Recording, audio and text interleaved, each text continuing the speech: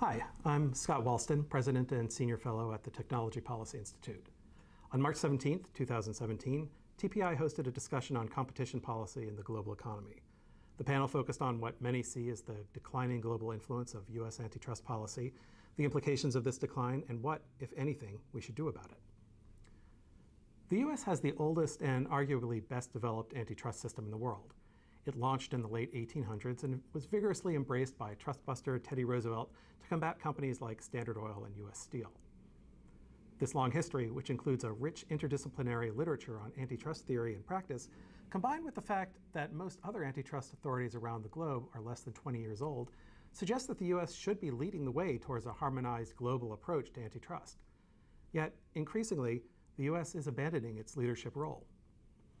This video discusses the implications of declining U.S. leadership in antitrust when more than half of the largest tech companies in the world are headquartered in the U.S. and what, if anything, policymakers should do about it.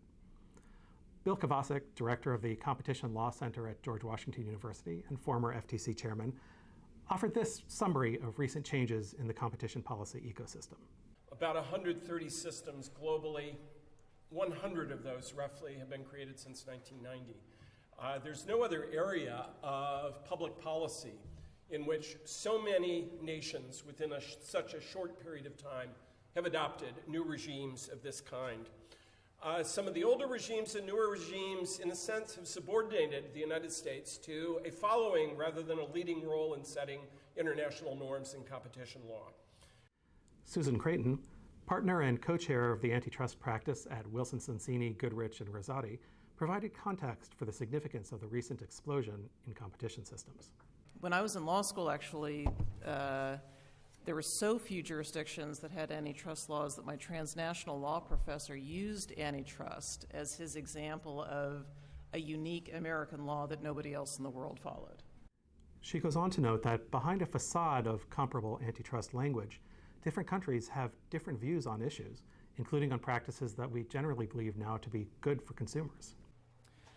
Well, I think there's a sort of a common language that gets used at a very superficial level around the world. I think all those antitrust agencies that were inspired by American antitrust law back in the 1990s and going forward talk about protecting competition, not competitors. In practice, many of those jurisdictions prohibit conduct that most American lawyers and economists would say is good for consumers. In other words, despite the rhetoric, many jurisdictions focus on protecting competitors rather than competition, making it easier to challenge business practices we know are likely to be good for consumers. The problem, then, is that introducing new products and services becomes increasingly risky as the number of friendly venues to challenge competitors' business practices increases. Creighton continues. Well, the first risk is that the increased regulatory costs could actually cause some of those innovations to be shelved and never see the light of day, including here in the United States. If the costs get too high, you'll just decide not to launch it. Now, it might be that the innovation is so great that you go ahead and go forward with the product integration anyway. But even if the product is introduced in the United States, the risk, and I would say the likelihood, is that it will cost more to U.S. consumers because IBM isn't able to manufacture the products on the same scale and achieve the same scale efficiencies as it would is if it had been able to introduce it, as in fact it did in other jurisdictions around the world. These issues become even more relevant and potentially more costly as more economic activity relies on global trade and use of intangibles such as data. Jeff Manny, executive director of the International Center for Law and Economics, noted that some antitrust authorities are using a general big is bad argument. I think the approach to data as an antitrust issue has largely been a more complicated version of big is bad. Companies that have a lot of data tend to be big companies. The kinds of concerns that are raised about companies with data are essentially analogous to the concerns that are often raised about companies that are particularly large. That doesn't mean there can't be problems, but it does mean that we shouldn't presume problems because a company has a lot of data.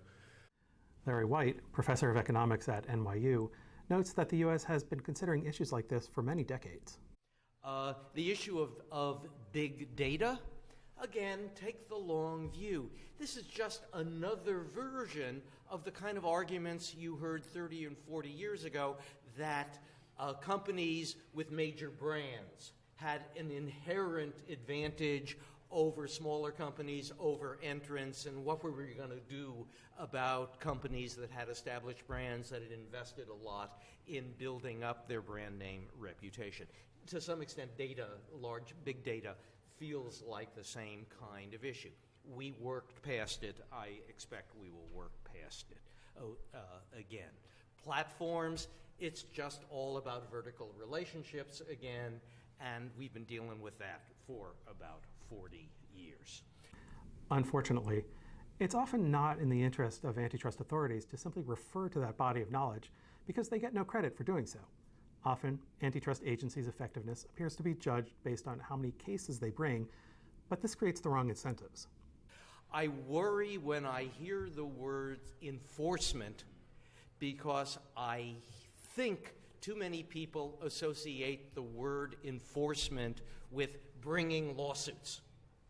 And to me, the non-lawyer, the ideal enforcement is having a good set of antitrust laws or competition policy laws, enforcing them in a sensible way, having good policies, and, you know, as we learned, again, the long view from Priest and Klein back in 1984 that we should be expecting lawsuits only when there are misunderstandings, when there are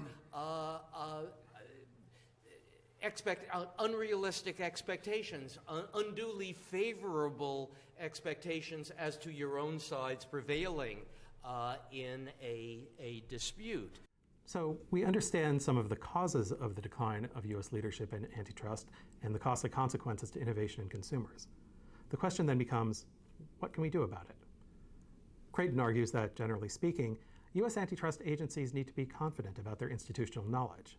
And I would submit that U.S. antitrust agencies need to advocate with confidence for the rest of the world to adopt standards that are pro-consumer, pro-market, and pro-competition. Bill Kovacic suggested that the first step in achieving that goal is for the U.S. DOJ and the FTC to develop a better working relationship.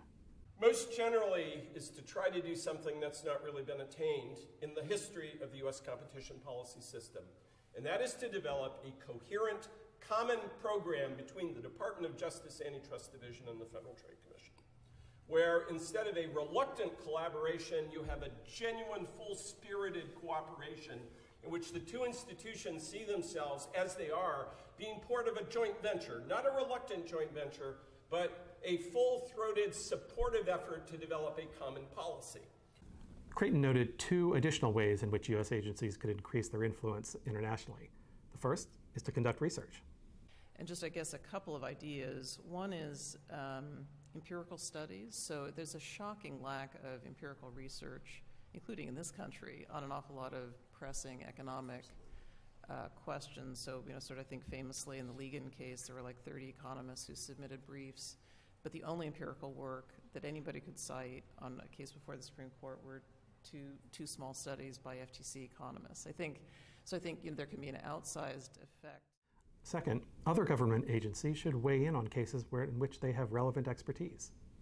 Second is, you know, we can have amicus filings. So that was actually the middle thought was when you mentioned the private suits. You know, the agencies can weigh in on cases where it sort of and help push the direction of U.S. law and indirectly then use that internationally.